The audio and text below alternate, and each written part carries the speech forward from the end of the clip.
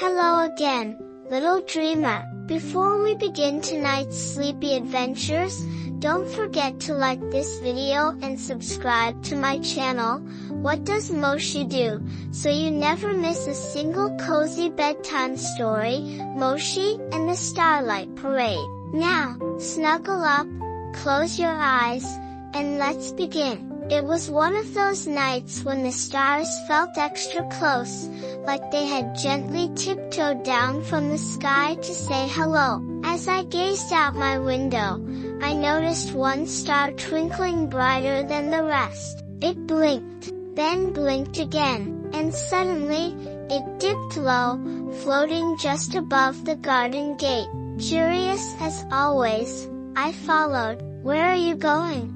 I whispered, and the star shimmered back, "To the Starlight Parade. Would you like to come?" How could I say no? As I patted softly behind the twinkling star, more began to appear. One by one, they floated down from the sky, gathering on the path like little lanterns, each ready to light the way. And together, we began to march, slowly, softly, paws and twinkles moving as one. The night was so quiet, except for the sound of the soft breeze and the tiniest jingling of star bells. The parade wasn't in a hurry. After all, when you're guiding dreamers to sleep, there's no need to rush. As we traveled, we passed sleeping houses, gently shining our starlight through bedroom windows to help little ones drift deeper into their dreams. I spotted other helpers too, a cloud gently rocking back and forth, cradling a baby owl, a breeze wrapping a blanket around a snoring bunny, and the moon, smiling softly above, making sure the night stayed peaceful. We all worked together, one star whispered to me. Every night, we helped the world fall asleep.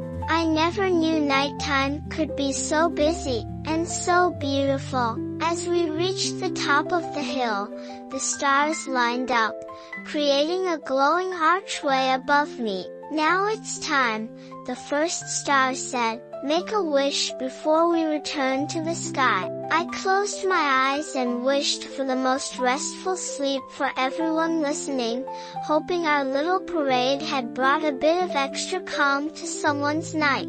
And just like that, the stars floated gently back to the sky, twinkling from above as if to say, "Good night." I patted home under their soft glow, feeling sleepier with every step.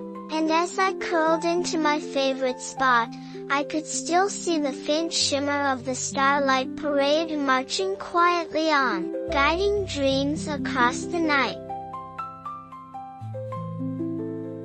And now, it's time for our next sleepy adventure, Moshi's Secret Library. It was a rainy afternoon, the kind where the sky stayed gray and the sound of raindrops made the whole world feel sleepy. As I wandered through the house, my paw brushed against the back of an old bookshelf, and something strange happened. Click!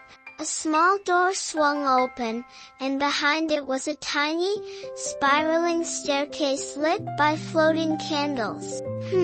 Interesting, I whispered, my tail curling with curiosity. Without a second thought, I padded inside. At the end of the staircase, I stepped into the most magical library I had ever seen. Tall shelves stretched to the ceiling, filled with books that shimmered like they were made of starlight. Soft rugs covered the floors, and the air smelled like warm tea and old pages. But the best part, the books whispered. As I walked by, they hummed gentle bedtime stories, their pages fluttering quietly as if eager to be read. "Welcome, Moshi," a tiny, talking book said, floating down to greet me. "We've been waiting to share our sleepiest stories with you." I curled up in a cozy chair by the fireplace, and the little book settled on my lap.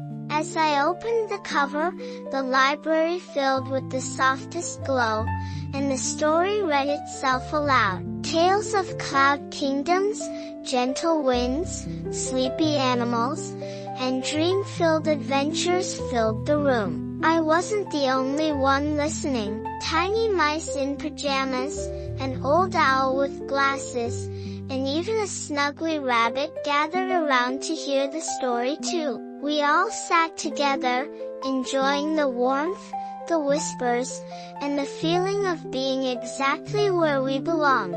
After the final page turned, the little book let out a yawn. "It's time to close our covers for the night," it said. I gave it a gentle nod and tucked it back onto its shelf, where it snuggled in between the other sleepy stories. The candles dimmed, and the library gave a soft sigh. I tiptoed back up the spiral stairs, through the secret door, and into my room, the rain still tapping gently on the window. As I curled into bed, I thought about all the stories waiting down in the hidden library, and I wondered which one I'd hear next time I found my way back. And now, it's time for our next sleepy adventure. This one is called Moshi and the Sleepy Mountain. One cool, quiet evening, I decided to follow a path I'd never taken before. It led me gently uphill, winding through fields of wildflowers and soft, swaying grass.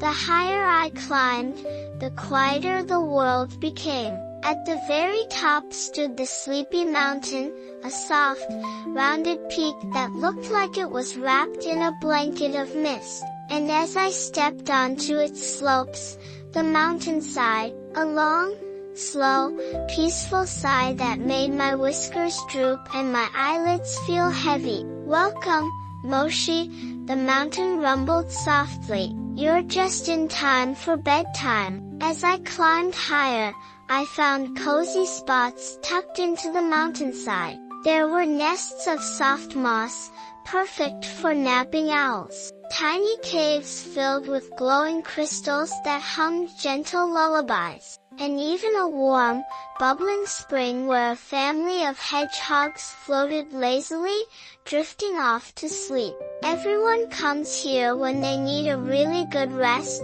the mountain whispered. "It's what we do best." And I had to admit, I was already starting to feel extra sleepy myself.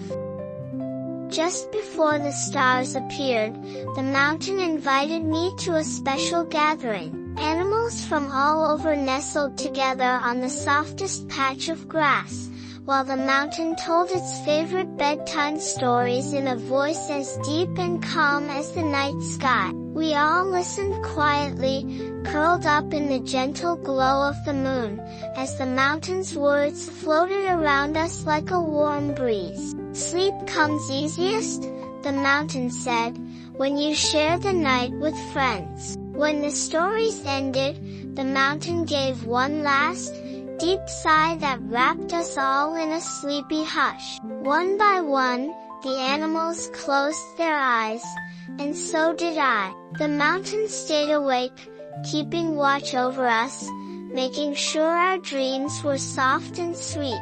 By morning, I padded slowly back down the path, carrying the mountain's peaceful feeling with me. And even as I curled up back home, I could still hear the gentle hum of the sleepy mountain, sighing quietly from far away, wishing us all the sweetest dreams. And now, it's time for our next sleepy adventure. This one is called Moshi's Dream Bakery. One night, just as I was about to drift off to sleep, the most wonderful smell floated through my window. It was warm, sugary, and just a little bit like cinnamon. Curious, I followed the scent through the quiet streets, my paws making barely a sound on the cobblestones. At the end of the lane was a tiny bakery glowing softly in the moonlight. Above the door, a wooden sign read, "Moshi's Dream Bakery," open only at night. I pushed the door open, and inside, well, that's where the magic began. Inside, the bakery was filled with the coziest smells and sights. The ovens glowed like little suns, and the shelves were stacked high with cookies that twinkled like stars and cakes that shimmered like the moon. Behind the counter stood a team of sleepy chefs, tiny mice in aprons and hats, all smiling as they kneaded dough and sprinkled sugar with tiny paws. "We've been expecting you, Moshi," one mouse said with a squeak. "Ready to help us bake dreams?" Together, we mixed and stirred and rolled and frosted. Every treat we made was sprinkled with a pinch of stardust and a dash of laughter, perfect for filling the dreams of those who needed a little extra sweetness. We made moon-shaped cookies, starry tarts, cloud-soft rolls, and as each batch came out of the oven, they floated gently into the night sky, ready to be delivered to dreamers everywhere. Before I left, the head chef mouse handed me a tiny, glowing pastry. "For you," he said, "so you'll always remember your visit." I took a careful bite, and it tasted exactly like happiness. With a full belly and a warm heart, I made my way back home under the soft glow of the stars. And as I curled up on my pillow, I could still smell the sweet cinnamon air drifting through the night, promising that the Dream Bakery would always be waiting whenever I needed a little extra comfort. And now, it's time for our next sleepy adventure. This one is called Moshi and the Nighttime Train. It was just past bedtime when I heard the softest chug chug chug outside my window. When I peeked out, I couldn't believe my eyes. A tiny train, painted silver and gold, with twinkling fairy lights along its sides, had stopped right outside. A gentle conductor, wearing a hat nearly as big as he was, tipped it politely. "All aboard, Moshi," he said with a sleepy smile. "The nighttime train is ready for its journey." Without a second thought, I hopped on. The train rolled along softly, its wheels clicking gently beneath us. Our first stop was the Valley of Quiet Wishes, where dreamers' wishes floated on tiny paper lanterns, bobbing peacefully in the night breeze. I pressed my nose against the window to watch as the lanterns drifted higher and higher, carrying secrets and hopes to the stars above. The conductor whispered, "Some say the wishes follow the train all night long," and maybe they did. Next, we passed through a glowing tunnel made entirely of stars. They shimmered around us like falling snow, casting soft golden light into the train car. The other passengers, a sleepy bunny, a drowsy owl, and a hedgehog wearing tiny slippers, all leaned back in their seats, watching the stars swirl past. No one spoke much. We didn't have to. The night was doing all the talking. At the last stop, we arrived at Dream Station, where the train paused just long enough for us to watch the moon lower buckets full of fresh dreams into the cars. Soft, glowing clouds puffed out of the engine, carrying the dreams across the sky for delivery. I made my own quiet wish as the moon dipped low. Good dreams for every little listener, I thought. Before I knew it, the nighttime train had brought me right back to my cozy window. "Thanks for riding with us," the conductor whispered as I stepped off. "We'll be here whenever you're ready for another trip." And as I curled up in bed, the soft chug chug chug of the train slowly drifted away into the night. But I knew it would be back. Maybe next time, you'll ride with me. Thank you for joining me on tonight's adventures. If you enjoyed our stories, don't forget to like this video and subscribe to What Does Moshi Do for more cozy tales every week.